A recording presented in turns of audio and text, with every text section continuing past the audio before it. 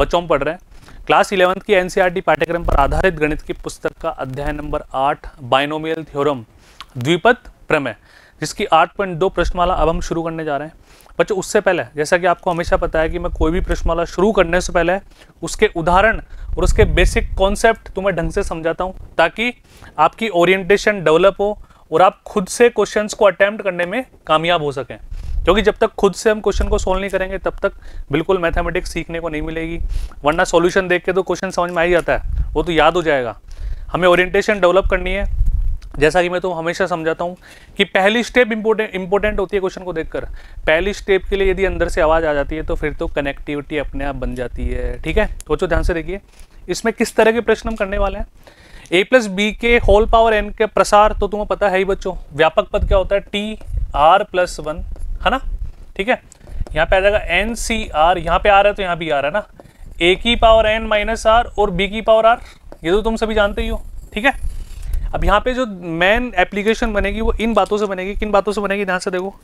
a plus B के whole power n के प्रसार में यदि n सम संख्या हो तो मध्य पद के बारे में पूछे तो क्या आंसर आएगा, n/2 प्लस 1वां पद। जैसे मान लो संख्या समय मान लो 10 है, बोलो कौन सी है, 10 है। अगर n का मान 10 है तो हम क्या बोल देंगे, 10/2, 5, 5 और 1 6, यानी कि छठा पद हमारा मध्य पद होगा। बात समझ में आ रही है। इस तरह से हम करेंगे, अभी क्वेश्चन करेंगे जब और तुम्हारा कॉन्फिडेंस बढ़ेगा। यदि विषम है तो जो दो पद निकालने होते हैं, कौन कौन सा, एक तो n/2 प्लस 1वां पद और एक n प्लस 1/2 प्लस 1वां पद, यानी कि इसको हम जनरली बोलें तो एलसीएम लेने के बाद क्या आएगा, n प्लस 3/2। एलसीएम ले लोगे तो ये तो आएगा। तो इन पर बेस्ड हम एग्जांपल्स करते हैं बच्चों, ना। ठीक है, अब बच्चों जो बातें मैंने समझाई उनके आधार पर उदाहरण नंबर 7 पे अपन चलते हैं। क्या कह रहा है, 2 + a की होल पावर 50 के द्विपद प्रसार का 17वां तथा 18वां पद समान हो तो a का मान ज्ञात करो। यानी कि क्या बोल रहा है बच्चों, 17वां पद तथा 18वां पद समान है तो हमें a का मान ज्ञात करना है। तो अब हम सभी को पता है, हम सभी जानते हैं बच्चों, x की पावर n के प्रसार में जो हमारा व्यापक पद होता है वो क्या होता है, ऐसा होता है ना, NCR x की पावर n माइनस आर और a की पावर r। बोलो हाँ है ना, ये होता है नहीं होता। यहाँ पर r की वैल्यू हम कहाँ से शुरू करते हैं बच्चों, 0 से, है ना, 0 से लेके n तक। भाई तुम इसको और शो करोगे तो ऐसे तो करोगे, summation of r equal to 0 से लेके n तक। r का मान 0 रखोगे, फिर 1 रखोगे, 2 रखोगे, 3 रखोगे, इस तरह से हमारा चलता जाता है। अब यहाँ पे देखो t17, इसका मतलब t16 + 1, यानी कि r का मान 16 हो जाएगा यहाँ पे। ठीक है, अब r का मान 16 हो जाएगा तो बच्चों NCR, ठीक है, फिर क्या आता है, x की पावर n माइनस आर, यही तो बोल रहे हैं। फिर a की पावर r, a यहाँ पे a ही है बच्चों, तो यहाँ पे a की पावर r से मतलब a की पावर 16। ये हमने निकाल लिया बच्चों 17वां पद। अब हम निकालते हैं बच्चों कौन सा, 18वां पद। इसको ध्यान से देखो, तो 18वें पद के लिए हम क्या करें, 17 + 1 क्या जाएगा, NCR। ठीक है, फिर क्या आएगा जल्दी बताओ, 2 की घात 50 माइनस 17 और फिर a की घात 17। ये बोल रहा है कि ये दोनों मान समान है, इन दोनों को इक्वल रख दो, कैलकुलेशन कर लेंगे, आंसर आ जाएगा हमारा। ठीक है, तो ध्यान से देखो प्रश्नानुसार 50 से 16 को बच्चों अपन क्या लिख सकते हैं, ध्यान से देखना, फैक्टोरियल 50, 50 माइनस 16 बच्चों कितना होता है, 34 और गुणा फैक्टोरियल 16।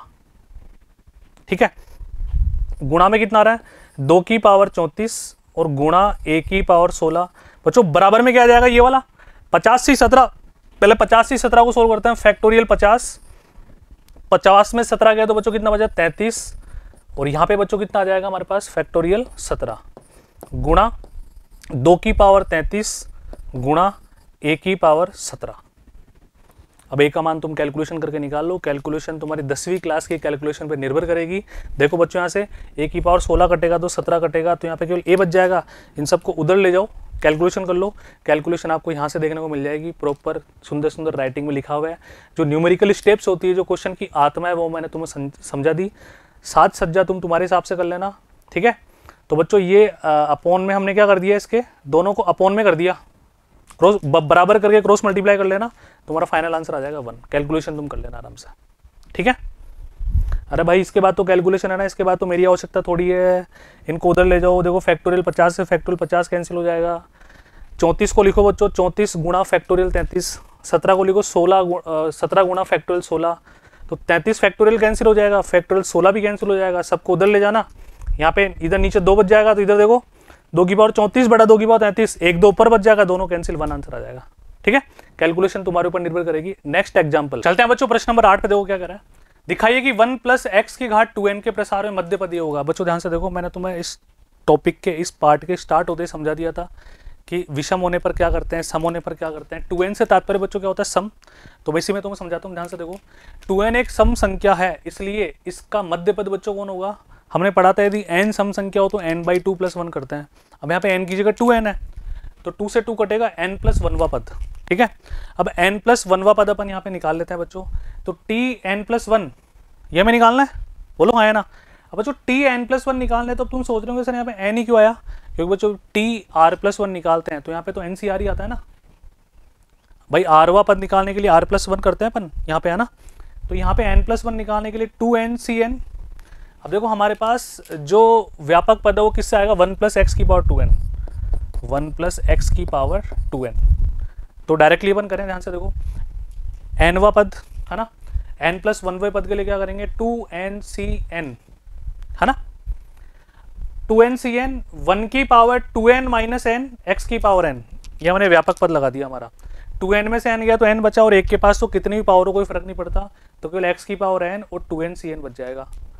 2ncn को हम सोल्व करते हैं तो बच्चों क्या आता है, फैक्टोरियल 2n, यहाँ पे n भी आएगा, ध्यान रखना। नीचे 2n - n, n - r करते हो, 2n - n कितना बचेगा, n बचेगा, और जो एक बार और n आता है भाई, एनसीआर का फॉर्मूला क्या होता है, ध्यान से देखो बच्चों, फैक्टोरियल n -r गुणा फैक्टोरियल r, यही तो होता है हमारे पास। मल्टीप्लाई में बच्चों क्या आ रहा है, x की पावर n, ये वाला। अब इसको अपन एक्सपेंड करते हैं, 2n फैक्टोरियल को अपन लिख सकते हैं 2n bracket 2n - 1 2n - 2 2n - 3 चलता जाएगा बच्चों, एंड में आता जाता है 4 3 2 1। कोई भी फैक्टोरियल दुनिया का कहाँ पे खत्म होता है, एंड में जाके जब अपन डिक्रीमेंट करते हुए चलते हैं तो 1 पे खत्म होता है। x की power n as it is हम ले रहे हैं बच्चों, factorial n into factorial n as it is. Steps को समझा रहा हूँ। अब जैसे मैं पेज चेंज करूंगा वहां पर आपको पहले वीडियो पॉज करना है और उसको नोट डाउन करना है पहले, ना। अब बच्चों यहाँ पे ध्यान से देखो, यहाँ पे अपन बात करते हैं तो तुम देखो 2n - 1 2n - 2, तो यहाँ पे अपन ओड नंबर्स को एक तरफ कर लें, इवन नंबर्स को एक तरफ कर लें। तो बच्चों ध्यान से देखो, ये इसको उल्टा लिखते हैं अपन एक बार, ध्यान से देखो उल्टा कैसे, इधर आओ, 4 3 2 1 को मैंने ऐसे लिख दिया 1 2 3 4, बिल्कुल एज इट इज उल्टा लिख दिया। 2n - 2, फिर एक और कम करोगे 2n - 1, फिर एक और कम करोगे, ऐसा करते हैं ना, तो एंड में जाके 2n पे रुक गया।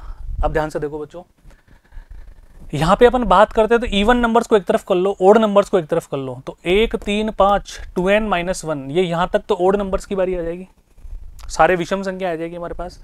सम संख्या कौन कौन सी बची, 2 4 6 8, एंड में 2n तक चलेगा। यस, ये हमारे पास विषम संख्या आएगी पूरी, 1 + 3 5 2n - 1। ये हमारे RHS में भी आ रहा है, जो हमें सिद्ध करना है, तो इससे छेड़खानी बिल्कुल नहीं करेंगे। जो नहीं आ रहा उससे छेड़खानी करते हैं। यहाँ से बच्चों 2 की पावर 1 2 की पावर 2 2 की पावर 3, तो 2 की पावर n कॉमन ले लिया मैंने सब में से, है ना। तो 2 की पावर n कॉमन लेंगे तो 1 2 3 4 n तक बचेगा, और 1 2 3 4 मल्टीप्लाई n तक, ये तो फैक्टोरियल n ही दो, तो इसको हमने वापस क्या लिख दिया, फैक्टोरियल n, और ये 2 की पावर n ऐसे कैसे है। और अगर तुम ढंग से देख पा रहे हो तो बच्चों यही हमें सिद्ध करना था, n से एक n कैंसिल हो जाएगा, ये हमारे दाएं पक्ष के बराबर है। बहुत आसान बात है, कर लोगे, क्लियर है। नेक्स्ट आगे बढ़ते हैं बच्चों, x + 2y की होल पावर 9 के प्रसार में x की पावर 6 और y की पावर 3 का गुणांक ज्ञात कीजिए। यानी कि हमें x की पावर 6 और y की पावर 3 का गुणांक ज्ञात करना है। चलो आ जाओ, तो बच्चों एक बार होता है, इसको कंपेयर करें यदि अपन, है ना, तो tr + 1 से, है ना। tr + 1 बेसिकली होता क्या है हमारे पास, तुम सभी को पता है, ncr x की पावर n - r, ठीक है, बोलो हाँ या ना, यही होता है ना, और 2y की पावर r। अब हमें 9 - r की जगह बच्चों क्या चाहिए, 9 - r की जगह 6 चाहिए हमारे को, तो r का मान बच्चों कितना आ जाएगा, 9 में से गया तो 3, तो यहाँ पे t 3 + 1 यानी कि चौथा पद, ठीक है। अब आ जाओ, 9c3 x की पावर 6 और 2y की होल पावर बच्चों कितनी आ जाएगी, 3। इसको सॉल्व करते हैं क्योंकि हमें चाहिए x की पावर 6 और y की पावर 3 का गुणांक, अलग अलग कर लो। 9c3 को सॉल्व करें तो 9 × 8 × 7 नीचे 3 गुणा 2 गुणा 1, ठीक है। 2 की पावर 3 को सोल्व करो बच्चों, 2 की पावर 3 कितना होता है 8। यहाँ पे कितना आ गया x की पावर 6 और y की पावर 3। अब ये जो बचा ये हमारा गुणांक की तो है, ठीक है। ध्यान से देखो, यहाँ पे अपन सोल्व करें इसको तो 2 चौक 8, ठीक है, 3 तिया 9, 4 ती 12, यानी बस 8 7 56 को 12 से गुणा कर दो, ये तुम्हारा फाइनल आंसर है x की पावर 6 और y की पावर 3 का कोफिशिएंट। इस तरह से आप इसको नोट डाउन कर लेना बच्चों, 672 तुम्हारा आंसर आ गया। न्यूमेरिकल स्टेप्स को मैंने तुम्हें यहाँ पे समझा दिया। अब जो लिखने वाली बातें हैं वो तुम अपनी भाषा में लिखना है, और तुम्हें हमेशा से पता है हमें बार बार क्या लिखना होता है बच्चों, वही भाषा लिखनी है जिसमें हर बात का रीजन तुम समझा पा रहे हो। कि कोई भी न्यूमेरिकल स्टेप लिखने से पहले मैं कुछ भी लिख रहा हूँ, मैं कुछ भी बोल रहा हूँ, वो तुम्हें समझाने के लिए बोल रहा हूँ, तुम मुझे सुन पा रहे हो। एग्जामिनर तुम्हें बिल्कुल नहीं सुन पाएगा, वो केवल तुम्हारा लिखा हुआ देखेगा। कृपया इसको इस तरह से करें, ठीक है। लैंग्वेज इस तरह से आप लिख लेना। आगे बढ़ते हैं। x प्लस ए की पावर n के द्विपद प्रसार के दूसरे, तीसरे, चौथे पद क्रमशः दिए हुए हैं x a n। तो बच्चों 3 समीकरण बनेंगे, 3 वेरिएबल है, सोल्व कर देना आराम से, है ना। देखो थोड़ा हिंट देता हूँ, द्विपद प्रसार तुम्हें पता है ही। दूसरे का मतलब 1 + 1, r का मतलब 1 हो गया, तो nc1 x की पावर n - 1 और a की पावर 1, ठीक है। फिर कौन सा है बच्चों, तीसरा, तो r का मान 2 + 1, ठीक है, तो nc2 x की पावर n - 2 और a की पावर 2। चौथा पद है ना, t3 + 1, तो बच्चों यहाँ पे क्या आ जाएगा, nc3 x की पावर n - 3 और a की पावर 3। ये लीजिए, कोई समस्या वाली बात नहीं है। अब यहाँ पे देखो ये क्रमशः दिए हुए हैं हमारे पास, तो बच्चों एक समीकरण पहले को इसके बराबर करो, दूसरे को इसके बराबर करो, तीसरे को इसके बराबर करो, इन तीनों को सोल्व करना। और सोल्व करने का तात्पर्य डिवाइड करने से होगा, डिवाइड करने पे जल्दी आंसर आएगा तुम्हारा। तो इस तरह से आप सोल्व कर लेना। अब 3 समीकरण बन गए। पहले 2 को 1 से डिवाइड करना। अभी तो कैलकुलेशन है, कैलकुलेशन तो मुझे सिखाने की तुम आवश्यकता ही नहीं है, वो तो तुम्हें खुद को करनी है। यहाँ से देख लेना तुम आराम से, ठीक है, ताकि हमारा समय बचे। 3 को 2 से डिवाइड करना, कैलकुलेट करना बच्चों, n का आंसर तुम्हारे पास फाइनली प्राप्त होगा 5, ठीक है। जब मैंने पेज चेंज किया बच्चों, उस समय तुम्हें वीडियो पॉज करना है और उस आराम से नोट डाउन करना है, कैलकुलेशन 100% चेक करनी है, ठीक है। आगे बढ़ो। n बराबर 5 आ गया, हमें x का मान भी निकालना है, a का मान भी निकालना है। n का मान फिर समीकरण में रख, मतलब इसके बाद तो नॉर्मल जो तुम बचपन से पढ़ते आ रहे हो ना बच्चों, उस तरह से तुम्हें कैलकुलेशन करनी है। वो तुम खुद कर लोगे बच्चों, क्योंकि 10वीं क्लास के बाद मैथमेटिक्स वही बच्चा लेता है जिसको मैथमेटिक्स में इंटरेस्ट होता है, और इंटरेस्टेड बच्चे ये कैलकुलेशन बिल्कुल टीप के नहीं करेंगे, खुद से कर लेंगे। आगे बढ़ते हैं। 1 + a की पावर n के प्रसार में 3 क्रमागत पदों के गुणांक 1, 7, 42 के अनुपात में है, तो n का मान ज्ञात करो। अब बच्चों ध्यान से देखो, 1 + a की पावर n के प्रसार में 3 क्रमागत पद, तो 3 क्रमागत पद तुम कौन कौन से ले लो, r - 1, फिर अगला r, फिर r + 1। अब ध्यान से देखो यहाँ पे है ना, समझने लायक बात क्या होती है। जब अपन t r + 1 निकालते हैं, है ना, ये क्या होता है, ncr x की पावर n - r a की पावर r, बोलो होता है नहीं होता। तो यहाँ पे बच्चों को बताओ ये पद कौन सा होता है, आरवा पद निकालते हैं। आरवे पद के लिए यहाँ पे एक ज्यादा रखते हैं, मतलब, है ना, बोलो है ना। तो यहाँ पर जो भी डेटा होता है उससे कम यहाँ पे आता है। तो हमने अगर r - 1 माना, तो बच्चों यहाँ पे nc क्या आएगा, जल्दी बोलो, एक कम r - 2, ठीक है, आएगा नहीं आएगा, ठीक है। ये कल समझा रहा हूँ ना, जब आरवा पद लेंगे तो यहाँ पे कम आएगा NCR - 1, ठीक है। जब यहाँ पे हम कौन सा पद लेंगे बच्चों, R + 1, तो एक कम करो, R आएगा। ये रफली समझा रहा हूँ क्योंकि स्टेप्स तुम्हें यहाँ पे देखने को मिलेगी। अब देखो इधर आओ, R - 1, आरवा, R + 1, 3 क्रमागत है।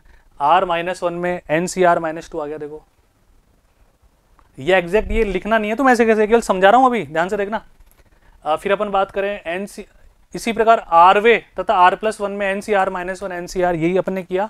अब देखो ध्यान से, प्रश्नानुसार ये गुणांक हमारे पास दे दिए बच्चों, रेशो दे दिया ना, 3 क्रमागत पदों के गुणांक। बच्चों गुणांक तो यही होता है भाई, तुम्हें द्विपद पद में गुणांक निकालना मैंने शुरू में सिखा दिया था। जो NCR की फॉर्म में होता है वही क्या होता है, गुणांक होता है। तो गुणांक के रेशो हमारे पास दिए हुए हैं। अब इनको तुम जैसे पिछले वाले प्रश्नों को सोल्व किया हमने, वैसे सोल्व कर लेना। पहले में दूसरे का भाग देना, दूसरे में तीसरे का भाग देना, ठीक है। इस तरह से डिवाइड कर करके कैलकुलेशन करना बच्चों। फाइनली कैलकुलेशन थोड़ी बड़ी होगी और n बराबर तुम्हारा आंसर आ जाएगा 55।